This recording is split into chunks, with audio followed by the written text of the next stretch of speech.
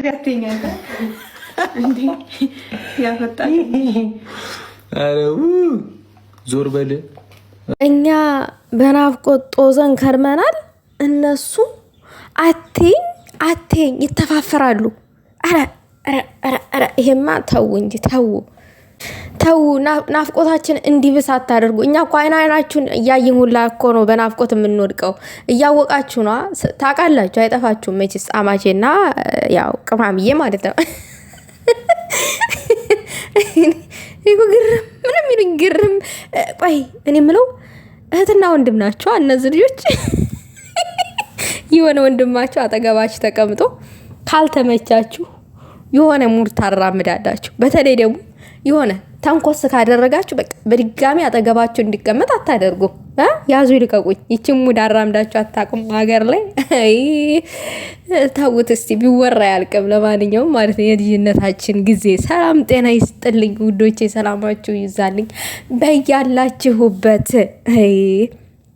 እንደው ኔትወርክ እንደው የስራውን ይስጠው አፌን ከፍቼ እያየኋቸው አልሰራለኝ ኔትወርክ ሳልፈልግ ተኛሁኝ ሳልጠግባቸው ማለት ነው ማታ እያዩ ነበረ ነገር ግን ደግሞ የቅናትም ሙድ እኮ አራምዷል አማቻችን እኮ አይቅና እኔ ደግሞ እንትን ኮሜንታተሮች እኮ ናችሁ ደግሞ የምታስቁኝ ተው እንጂ ተው ብሩኬ እኮ ሃይሚ አጠገቡ ሆና እኮ ራሱ ትናፍቀዋለች አጠገቡ ሆና ይሰስታል እንደው ውዶቼ እኔ ልመርቃችሁ የኔ ምርቃት መሬት ጠብ አትልም ጦሎቴ ምርቃቴ እኔ አልመርቅ እኔ አልጸልይ ለራሴ ብቻ ነው ጸልዬ እግሬ ፍክት እስከሚል ጸለይኩኝ ከዚህ ከአረብ ሀገር አውጥታ አሜሪካ ከተተኝ ብዬ ይኸው እዚቹ ቁጭ ብዬ ሩዜን እያበሰልኩ ነው እያልኳችሁ ነው ሌላ ምንም ነገር አልተፈጠረም እና እንደዚህ አጠገቡ ተቀምጣችሁ ስስት የሚልላችሁ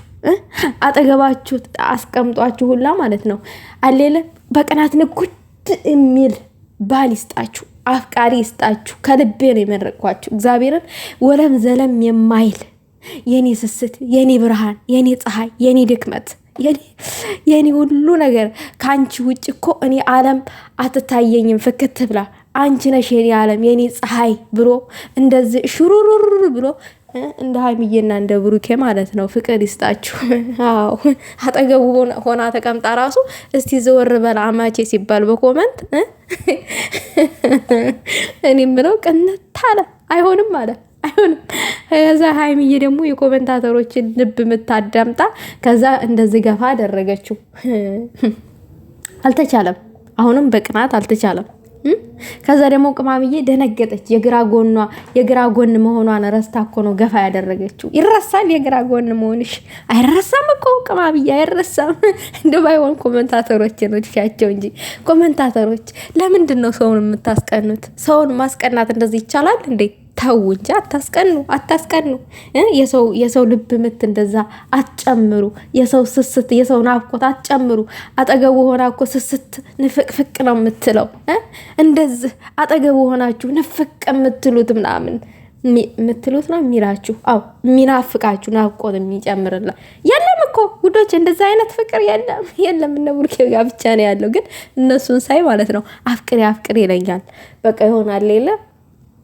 ውደጅ ይለኛል ልቤ አይ ኖ እንደነሱ እንኳን የለም ምክንያቱም ይሄ በጣም የተጠና ፍቅር ነው የቤተሰብ እጅ ያለበት ፍቅር ነውና ይሄ አብሮ ያደገ ፍቅር ነው ከልጅነት የመጣ ፍቅር ነው ምናምን ነገር ብዬ እንደገና ራሴን መልሼ ነግረውና ማለት ነው እኔ ከልጅነት ጀምሬ አብሮኝ የኖረው እስከዛሬ ድረስ የመዳም ቤት ድስትና ማማሰያ ነው ከዛ ውጭ ምን አለ የለም ተውት እስቲ አይወራ የልጅነት ህይወታችንን አብዛኞቻችን አረብ ሀገር ነው የጨረስነው እንኳን የልጅነት ፍቅረኛ ሊኖረን ይቅርና ትላላችሁ ያው የማይካድ እውነት ነው እሱም ደግሞ ለበጎ ነው የቤተሰብን ህይወት ለማሻሻል ብለን ነው ትምህርታችንን አብዛኞቻችን ትተን እንደገና ደግሞ በቃ አለለ በቃ በተለይ ደግሞ በቃ ቤተሰቦቼ የተሻለ እስቲ ዲሆን 1-5 ቆርቆሮ ቤት ልስራላቸው ከሳር ቤት ላውጣቸው ብላችሁ የተሰደዳችሁ አላችሁ ምናምን ይሄ ነው ብዬ ለእናንተ አልነግራችሁ ምክንያቱም ስለምንተዋወቅ ማለት ነውና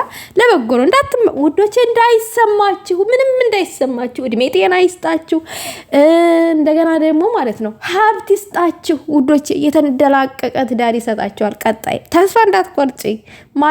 ለማን ብለሽ ነው ተስፋ የምትቆርጪው? አንቺ እኮ ጀግና ሴት ነሽ። እግዚአብሔርን በህይወታችሁ ስትኖሩ ተስፋ እንዳትቆርጡ። አይኖ ብዙ ነገር ተስፋ ሊያስቆርጣችሁ ይችላል፣ ግን ኔቨር ተስፋ እንዳትቆርጡ። የምን ተስፋ መቁረጥ ነው?